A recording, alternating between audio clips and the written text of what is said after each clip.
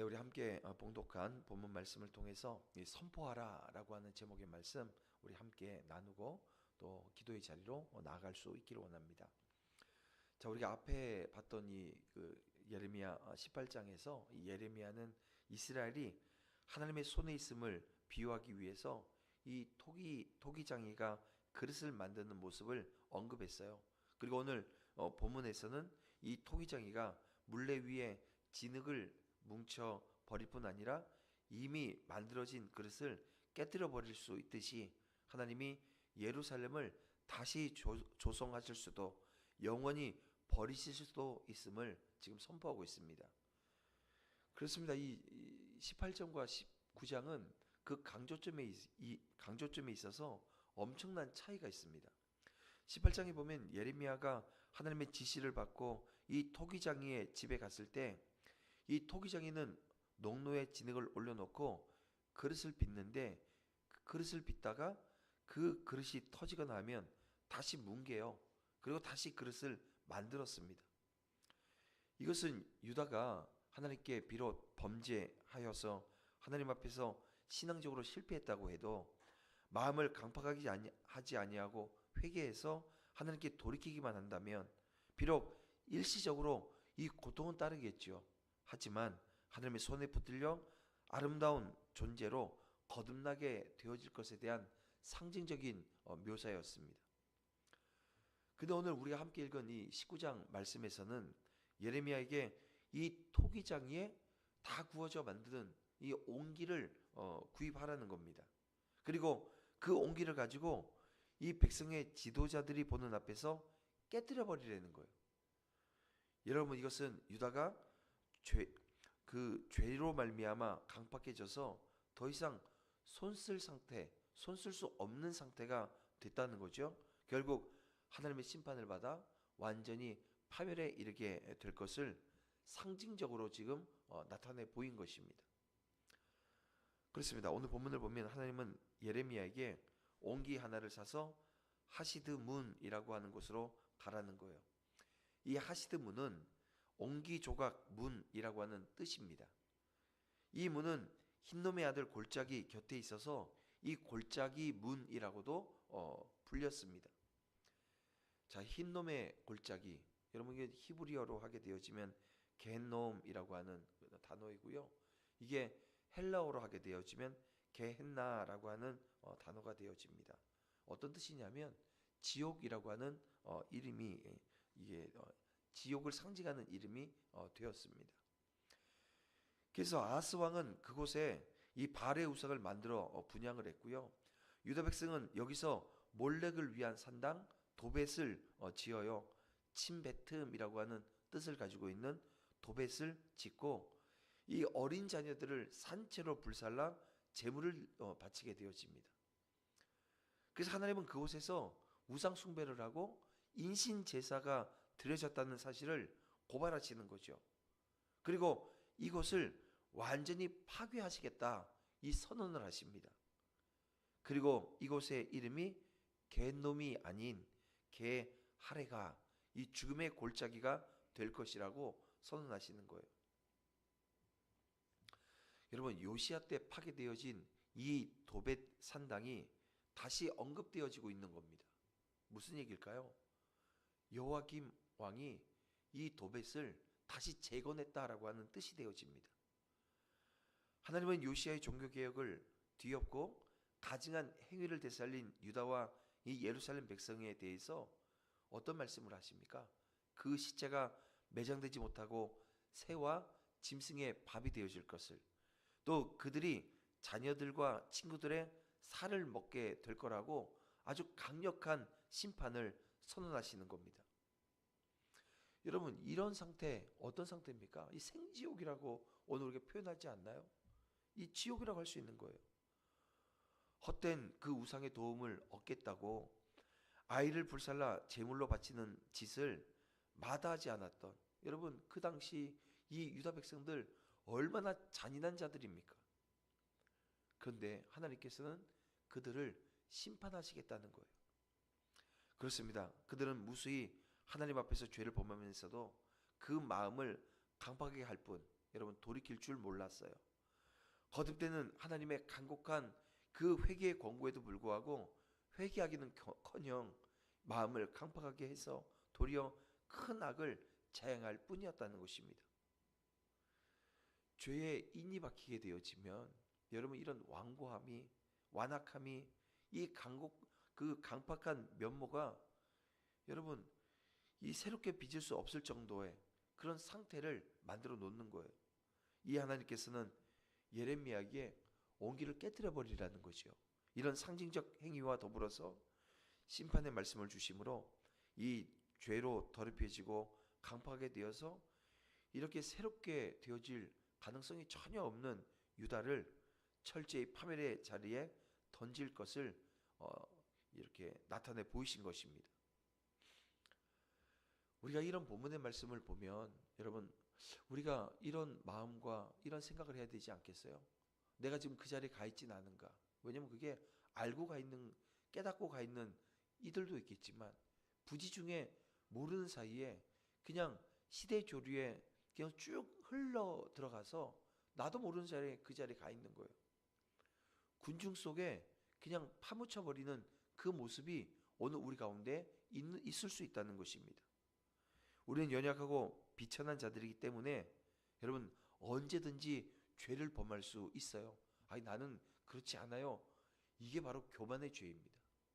오늘 우리는 누구든 이 목사도 누구도 여러분 그 자리에 설 수 있는 그 비천하고 어리석고 연약한 존재라는 거예요. 하지만 우리가 마음을 강하게 하지 아니하고 죄를 회개하지 아니하면 은혜로우신 하나님은 우리를 버리실 거라는 거예요.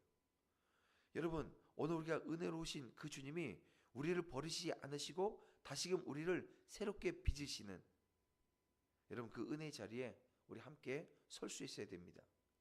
그러나 우리가 마음을 강박하게 하면서 하나님의 은혜를 멸시하고 폐악과 악독을 더 고집하게 되어지면 하나님께서도 그 이스라엘 민족을 향해서 회개해라 내 다시 빚지마 하셨는데 여러분 오늘 우리도 어찌할 도리가 없는 자리에 설 수 있다는 것을 헤아려야 합니다.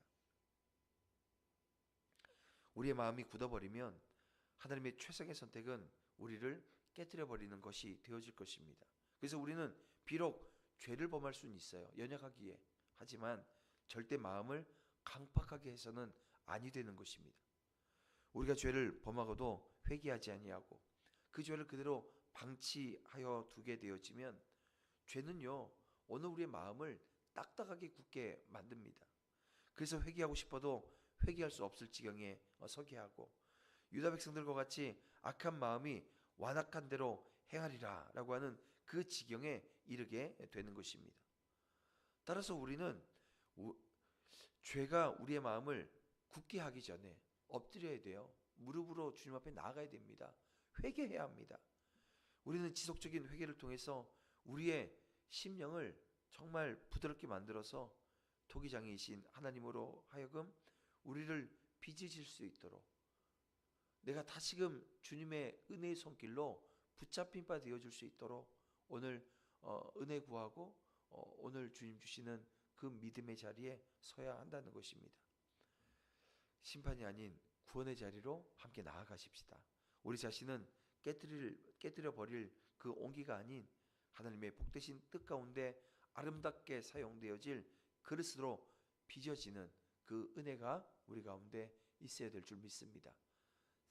사울을 바울 되게끔 빚으신 그 하나님이 여전히 나와 함께 하셔서 나를 빚어 하나님이 귀히 쓰는 그릇으로 오늘 우리를 사용하실 것을 믿고 믿음의 자리에 함께 설 수 있길 원합니다.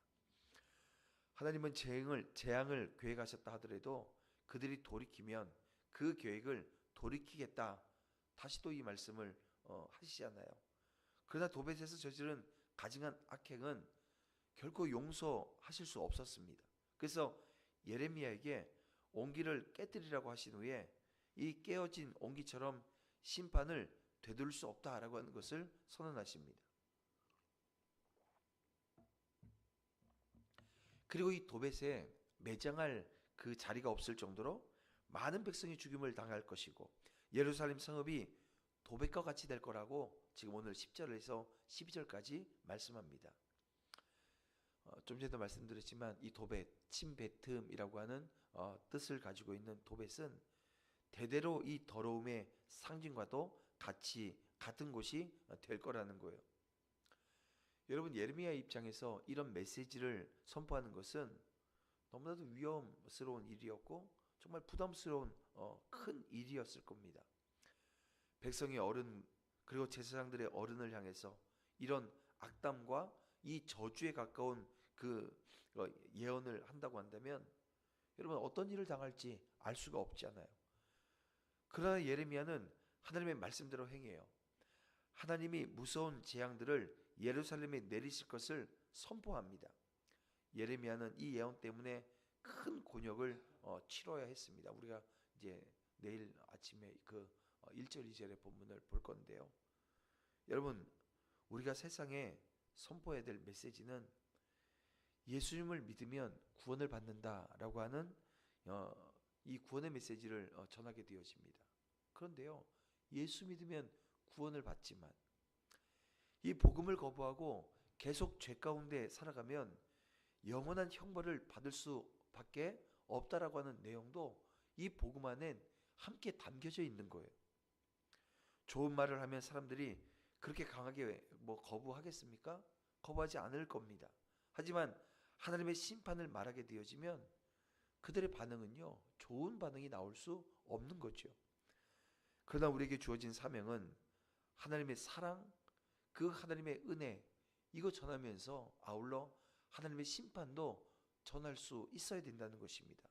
이게 이 복음 안에 담겨져 있는 그런 내용이기 때문에 그래요. 사실 지금 이 예레미야가 뭐 하고 있는 거예요? 복음 전하는 거예요. 예수 믿고 돌이켜 회개하고 십자가의 사랑과 은혜가 내 심령 가운데 확증되어지면 우리가 제일 먼저 하는 게 무엇입니까? 자신의 죄를 토설하는 거예요. 회개하는 거예요. 엎드리는 거예요. 여러분, 오늘 그 복음의 능력이 오늘 이 시간 내가 전하는 복음의 능력이 먼저 내 안에서 다시 한번 확증되어지는 은혜가 있기를 원합니다. 말씀을 정리해 보겠습니다.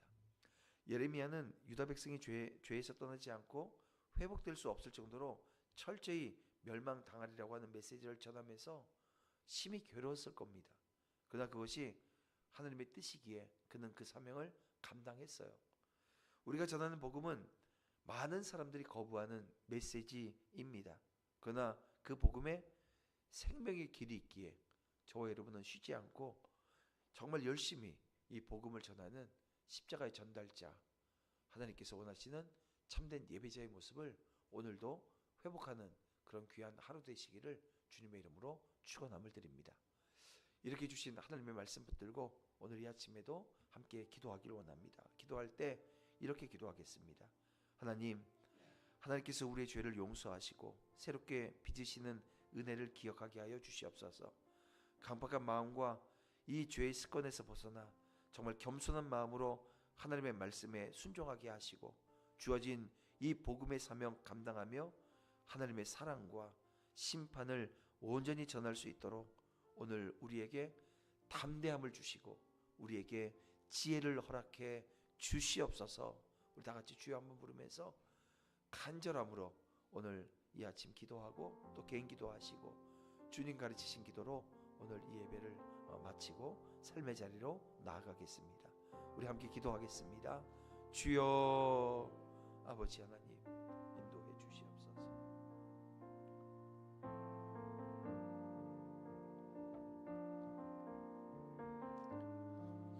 나를 붙드신 아버지 하나님의 은혜가, 나를 붙드신 하나님의 사랑이 내 삶을 주장하게